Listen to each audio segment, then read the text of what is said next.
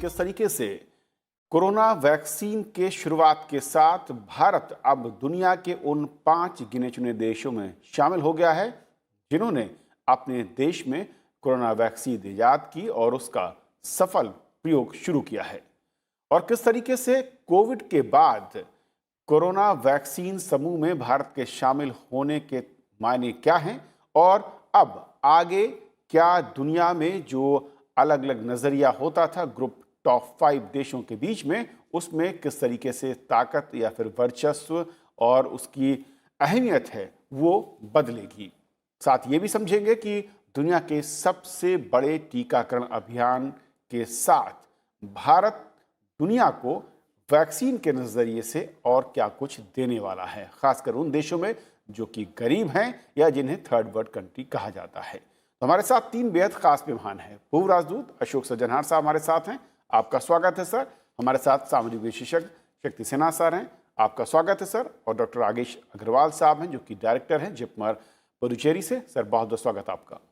शुरुआत में doctor Rakesh Agarwal sir आपसे ही करना चाहूँगा कि दुनिया में सबसे बड़े टीकाकरण अभियान की प्रधानमंत्री ने आज शुभारंभ किया और हमने उस फेज़ की शुरुआत कर दी है जिसका एक लंबे अरसे से इंतज़ार चल रहा था, और वो भी स्वदेशी जो हम कहें कि निर्मित वैक्सीन है, और एक नहीं बल्कि 2 के साथ में।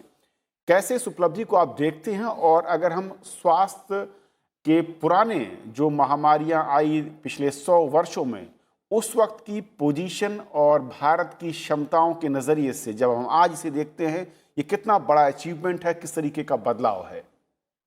टीकाकरण बहुत सालों से जाना गया है, लेकिन अभी तक हमारे पास ऐसी क्षमता नहीं थी कि हम किसी बीमारी के आने पर इतनी जल्दी टीका डेवलप कर पाए।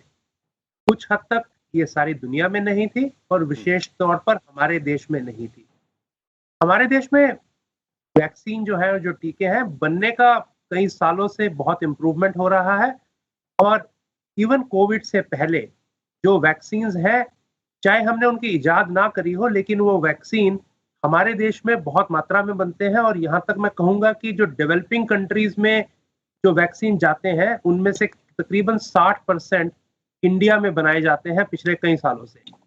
और अब की जो नया हुआ है वो ये है कि हमने एक नई बीमारी जो पिछले साल ही आई, 1 साल के अंदर वैक्सीन डेवलप हुआ और वो हम अपने देश में मैन्युफैक्चर कर पाए हैं। और बहुत से वैक्सीन हमारे देश में अभी डेवलपमेंट में है और वो भी कुछ समय में आ जाएंगे। तो एक प्रोडक्शन कैपेसिटी और मैन्युफैक्चरिंग की बात है, और दूसरा नए वैक्सीन डेवलप करने की क्षमता की बात है। दोनों में हमने हमारी महारत है, और मैन्युफैक्चर की हमारी पिछले कुछ सालों से धीरे-धीरे करके बढ़ रही थी, और जो नया वैक्सीन डेवलप करने की, ये अभी हमने पहली बार दिखाया है कोविड के समय में। और इवन प्रोडक्शन में अभी हमारी प्रोडक्शन की क्षमता इतनी है कि जो विदेशी कंपनियां हैं, जैसे कि आपने सुना होगा कि स्पुतनिक वैक्सीन है, वो भी हमारे पास आ रही हैं कि हम उसको मैन्युफैक्चर यहाँ करा लें, चाहे वो डेवलप बाहर किए गए हैं। और कुछ हद तक एस्ट्राजेनेका का वैक्सीन भी वैसा ही है। एक और चीज़ डॉक्टर राकेश जी की जिस तरीके से हम जब देखते हैं पिछली महामारियों को, और उसमें भारत के अगर रोल की बात करें, हम इससे पहले प्रोडक्शन की बात करें या फिर हम टीकों की खोज या वैक्सीन खोज की बात करें, ट्रायल की बात करें, ये शायद पहली बार है कि जब हम इस व्यापक स्तर पर हम इसे अपना पाए हैं और स्वदेशी जो मैं कहूँ जो है वो आत्मनिर्भर इसमें बने हैं। किस तरीके से ये बदलता है नज़रिया दुनिया के उन देशों का, ख़ास तौर पर जब हम स्वास्थ्य सेवाओं में एक तरीके से कहें कि एक बहुत बड़े बदलाव के साथ आज हम आत्मनिर्भर हैं और दुनिया को एक्सपोर्ट करने के लिए तैयार नजर आ रहे हैं। अगर हम आज से 20-25 साल पहले चले जाएं, तो स्वास्थ्य के क्षेत्र में भारत को बहुत पिछड़ा हुआ देश माना जाता था। हमारा जो वैक्सीनेशन, हम चाहे वैक्सीन इंपोर्ट कर कर लोगों को देते थे, उसमें भी बहुत कमियां थी। पिछले कुछ सालों में वो बदला। हमने बड़ी बड़ी फैक्ट्री सेटअप करी ताकि हम वैक्सीन बना पाए, हम आत्मनिर्भर हुए, और अब हम नए वैक्सीन की खोज करने में भी आत्मनिर्भर हो गए हैं। तो ये एक बिल्कुल अलग तरीका है। मैं, जैसा कि मैं WHO की कई कमेटीज में हूँ जो वैक्सीन संबंधित काम करती हैं। मैं कुछ साल पहले, जब 15 साल पहले कुछ पहली कमेटी में था, गया तो वहां हम भारतीय की तरह बैठते थे तो सोचते थे कि ये क्या हो रहा है, शर्म आती थी कुछ हद तक। लेकिन आज वहां बैठकर गर्व होता है जब हम वैक्सीन के बारे में बात करी जाती है और एक भारतीय के नाते आप वहां बैठे होते हैं।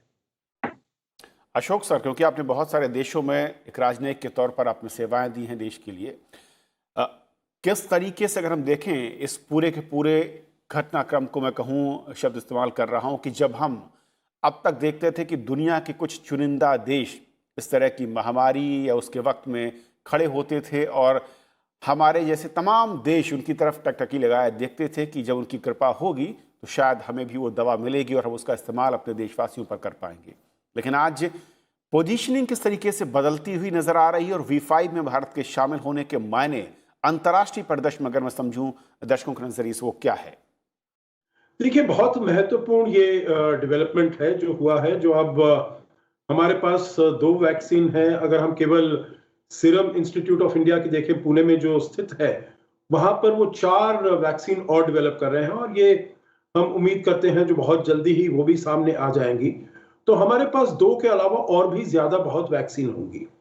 और जैसा प्रधानमंत्री ने कहा है, जो ये केवल वैक्सीन जो है, ये केवल हमारे अपने सिटीजन्स के लिए नहीं है, अपने नागरिकों के लिए नहीं है, उनके लिए तो हम बिल्कुल उनकी पूर्ति कराएंगे और आज से शुरुआत हो गई है। अभी हम 30 मिलियन की शुरुआत फेज 1 में करेंगे, 3 करोड़ का। उसके बाद जो सेकंड फेज है उसमें 300 मिलियन होगा, 30 करोड़। और जैसा आज प्रधानमंत्री ने कहा, जो दुनिया में ऐसे केवल 3 देश हैं जिनकी जनसंख्या 300 मिलियन से ऊपर है। तो ये बहुत बड़ा अभियान है, पूरी दुनिया में सबसे बड़ा अभियान है।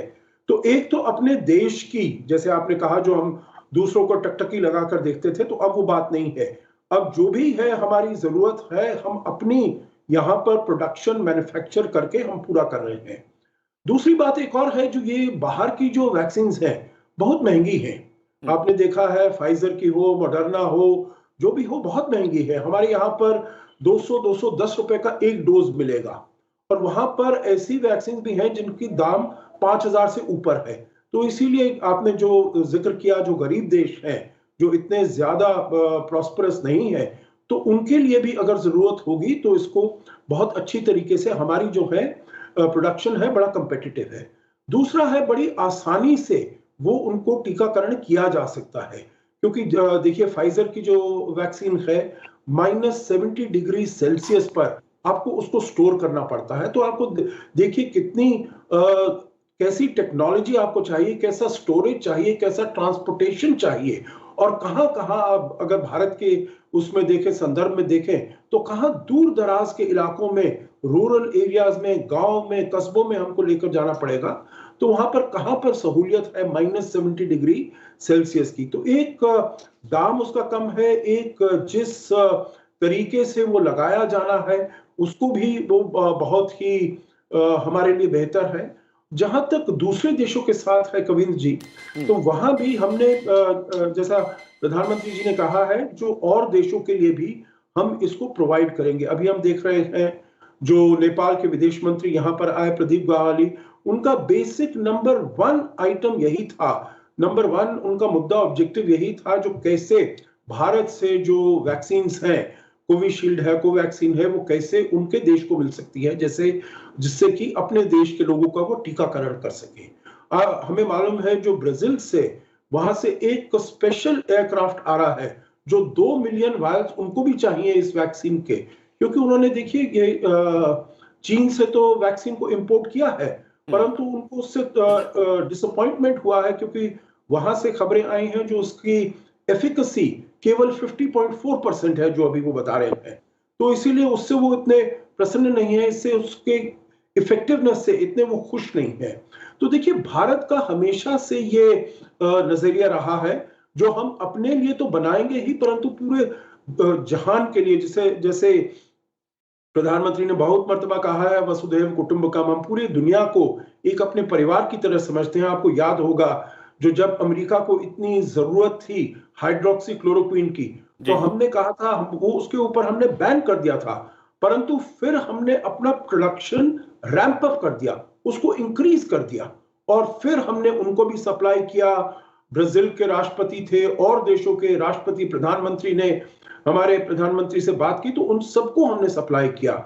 मतलब कि जब कोरोना वायरस का पेंडेमिक चल रहा था, तो तब अपनी जरूरतों की पूर्ति करते हुए हमने 150 देशों को न केवल हाइड्रोक्सीक्लोरोक्वीन, पैरासिटामोल और जैसे बहुत सा ऐसे पदार्थ है और जो ऐसी सामग्री है, मेडिकल इक्विपमेंट है, चाहे पीपीई हो, चाहे मास्क हो, चाहे वेंटिलेटर हो, इस प्रकार के जो जो हमारे यहाँ पर पहले मैन्युफैक्चर नहीं होता था या बहुत कम मात्रा में होता था, तो उसमें इस अरसे में हमने न केवल अपनी रिक्वायरमेंट्स की पूर्ति की है, परंतु हमने जिसे कहा जाता है फार्मेसी ऑफ द वर्ल्ड, वो बनके हमने पूरी दुनिया की जरूरतों की पूर्ति की है। और वैक्सीनेशन में भी यही कहा गया है, जो हम अपनी जरूरतों को पूरा करेंगे और पूरी दुनिया को भी, गरीब देश जिसका आपने जिक्र किया कविन जी, उनकी भी हम पूरी तरीके से सहायता करेंगे। शक्ति सर, क्योंकि अगर हम कोविड से पहले देखें और पिछले 6-7 दशकों को मैं देख रहा था कि अलग अलग मसले और अलग अलग मुद्दे रहे जिन्होंने वर्ल्ड ऑर्डर को चेंज किया या सामरिक नज़रिए से दुनिया में टॉप 5 की जो कंट्री हैं उनमें बदलाव किया है, रैंकिंग की है, नए देशों को भारत के सामने खड़ा किया, चाहे वर्ल्ड वॉर के पहले की बात करें या उसके बाद से बात करें। अभी मैं जो लिस्ट देख रहा था भारत के साथ जिन देशों को वैक्सीन सप्लाई की बात हो रही है, चाहे पड़ोसी देश हों, नेपाल, भूटान, म्यांमार जैसे कंट्री हों, या फिर थर्ड वर्ल्ड कंट्रियों की बात करें, मध्य एशिया और हिंद महासागर क्षेत्र के जो कंट्री वहाँ पर भी हो रहा है। और थर्ड, इसके अलावा जो कहा जा रहा है कि कई ऐसे देश हैं जो कि कतार में हैं और प्रोडक्शन जब बढ़ेगा उसके हिसाब से तय किया जाएगा।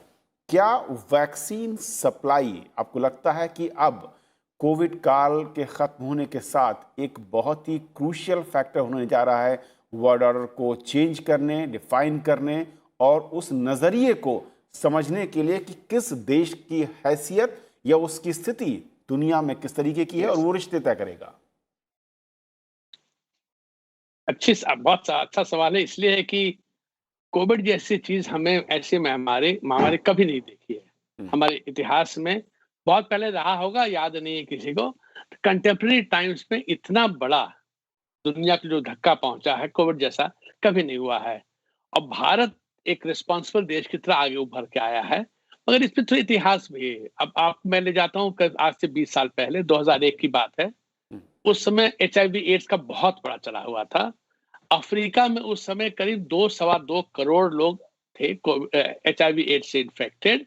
और जो कॉकटेल था, मुझे नाम नहीं याद रहा, 20 साल हो गए हैं, उसका अप्रोक्सीमेट कॉस्ट प्रति मरीज, हर मरीज के लिए सालाना $10,000 होता था।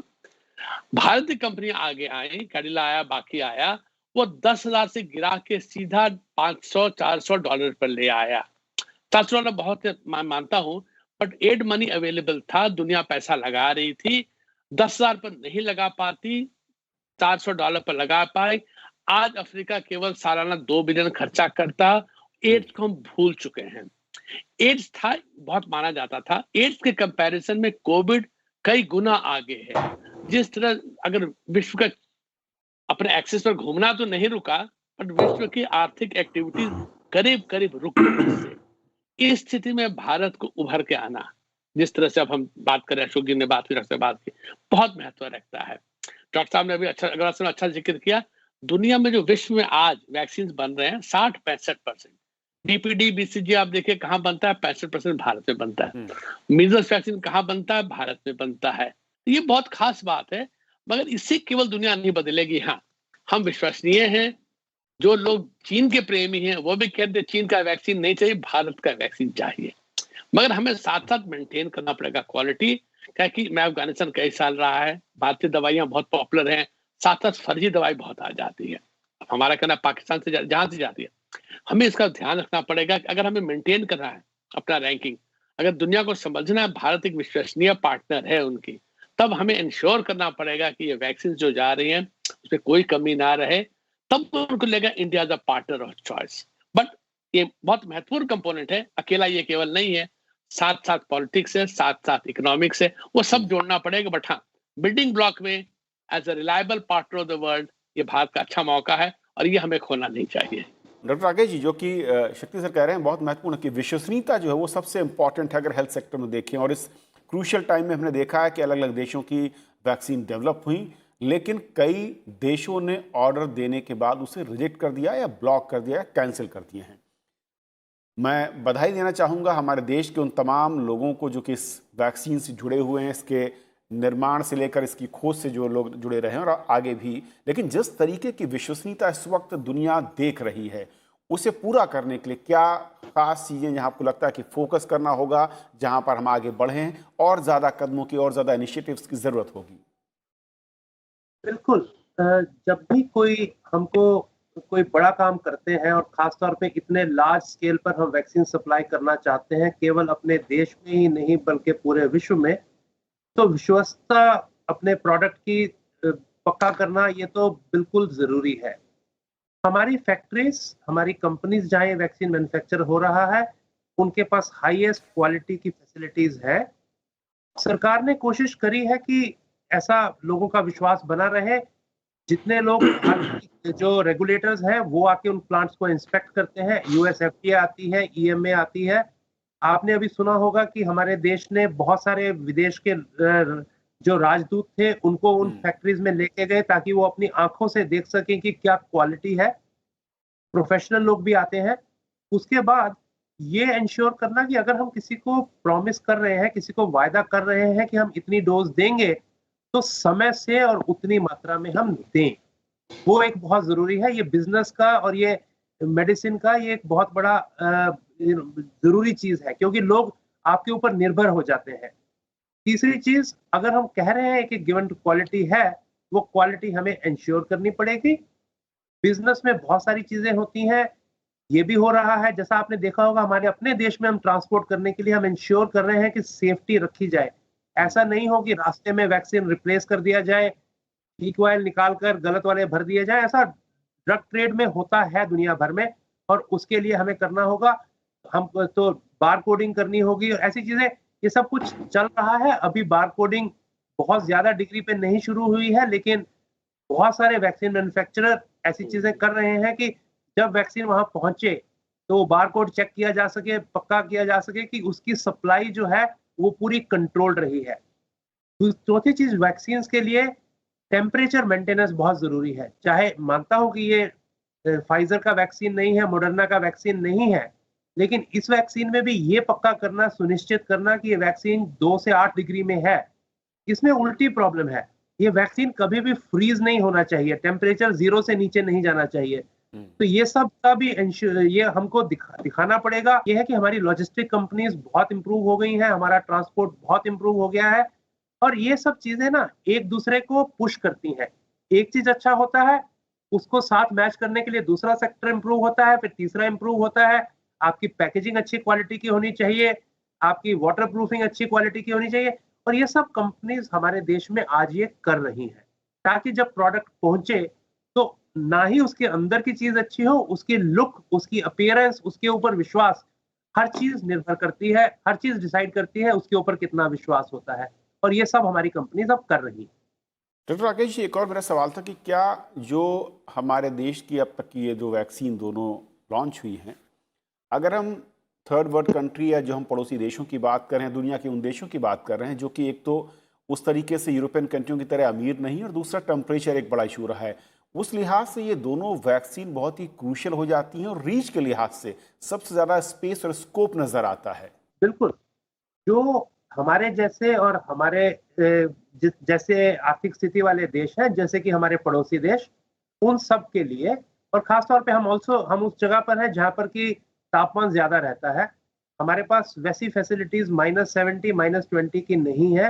हम लोगों के लिए हमारे जो दोनों वैक्सीन हैं और कुछ और वैक्सीन जो देश में बनने वाले हैं, जैसा स्पुतनिक वैक्सीन भारत में बनने की बात चल रही है डॉक्टर रेड्डी लैब के साथ, ऐसे ही और वैक्सीन बहुत सारे जो भारत में इस समय डेवलपमेंट की स्टेज पे हैं, वो सब कोशिश यही है कि वो ऐसे हों जो कि जो 2 से 8 डिग्री टेम्परेचर है जिस पर ये हमारे अभी के दोनों वैक्सीन रखे जाएँगे, ये वाली फैसिलिटीज़ सब देशों में है, क्योंकि जो अभी वैक्सीन अवेलेबल है, पोलियो, डीपीटी, मीज़ल्स, वो इन टेम्परेचर्स पर रखे जाते हैं, तो इसलिए ये हमारे लिए स्वाभाविक है कि हम ये वाले वैक्सीन हमारे क्षेत्र में, हमारे आस-पास के पड़ोसी देश और अन्य देश जिनकी आर्थिक स्थिति हमारी जैसी है, वो इनको फ़ेवर करेंगे, इनको पसंद करेंगे, उनके लिए इनको लेना ज़्यादा उचित होगा, इसके मुकाबले कि वो मॉडर्ना या फाइज़र का वैक्सीन लें। जो हमारे लिए अप्लाई होता है, वो उनके लिए भी अप्लाई होता है। जी, जी।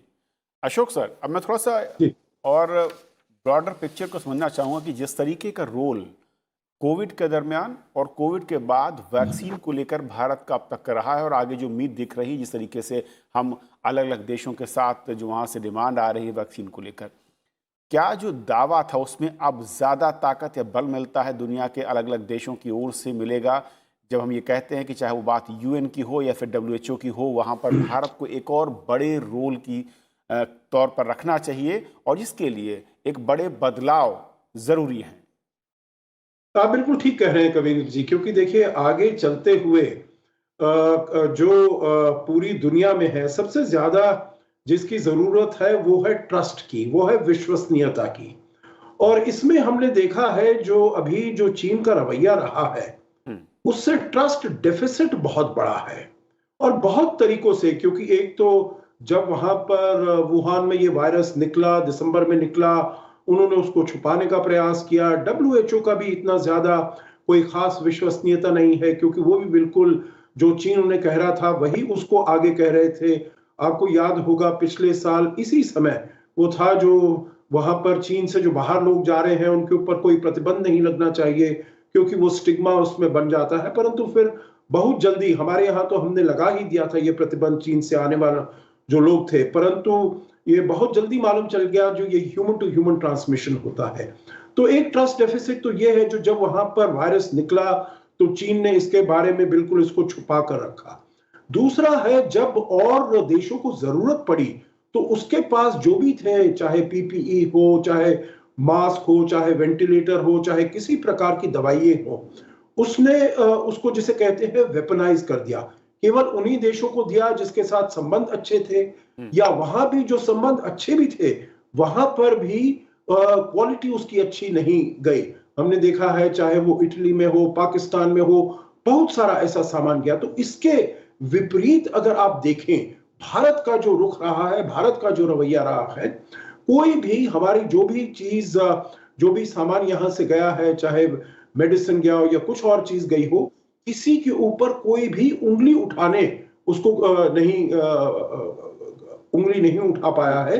क्योंकि बिल्कुल जैसे अभी बता रहे थे डॉक्टर राकेश अग्रवाल, चाहे डिलीवरी स्केड्यूल हो, चाहे पैकेजिंग हो, चाहे क्वालिटी हो, सभी पर बहुत खरे उतरे हैं, क्योंकि हमारा इसमें तजुर्बा अनुभव बहुत अच्छा रहा है। तो इसीलिए आगे जाते हुए तो जो ट्रस्ट है वो भारत में है। इसीलिए जैसे आपने स्वयं जिक्र किया, जो बहुत सारे ऐसे देश हैं और पर्टिकुलरली जो विकासशील देश है वो तो भारत से लेने का ही प्रयास करेंगे, क्योंकि एक तो हमारी एफिकेसी इसकी अच्छी है, इफेक्टिवनेस अच्छी है, 70 से 80% इसकी इफेक्टिवनेस है। जैसे मैंने बताया अभी ब्राजील में वो कह रहे हैं जो चीनी वैक्सीन है, चीन से जो आया है उसका केवल 50% है। तो एक एफिकेसी अच्छी है, एक दाम अच्छा है, और दूसरा विश्वसनीयता बहुत अच्छी है। आखिरी बात देखिए इसमें मैं ये कहूंगा, आगे चलते हुए अभी जो हालात हमने 2020 में देखे हैं वो एक सदी से तो से ज्यादा ही ऐसे हालात पूरी दुनिया ने को देखने में नहीं आए हैं। तो आगे चलते हुए जब देशों के बीच में संबंधों की बात होगी और आप जब किसी देश का वर्चस्व देखेंगे पूरी दुनिया में, तो उसमें स्वास्थ्य की चीजें बहुत ही महत्वपूर्ण होंगी। और इसीलिए अगर इसमें भारत ने इतनी आगे प्रगति की है, इतनी आगे तरक्की कर रहा है, तो वो उसमें भारत का जो रोल है, जो साख है, जो क्लाउड है, जो प्रोफाइल है पूरी दुनिया में, वो और आगे ज्यादा बढ़ेगा।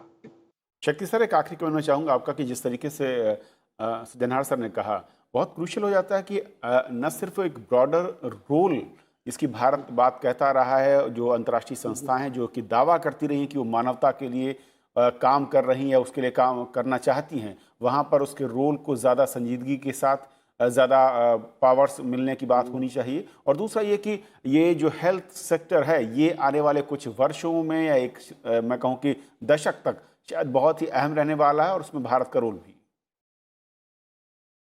देखिए इस बड़ा अजीब इसमें रहा है कि रवैया की एक तरफ हम चाहते हैं, हमको अंडरस्टैंडिंग है, सब ये समझ रहे हैं अब कि हमें साथ चलना पड़ेगा, विश्व में हर देश को साथ चलना पड़ेगा, परंतु साथ हम तभी चल पाएंगे जब एक दूसरे में विश्वास करें।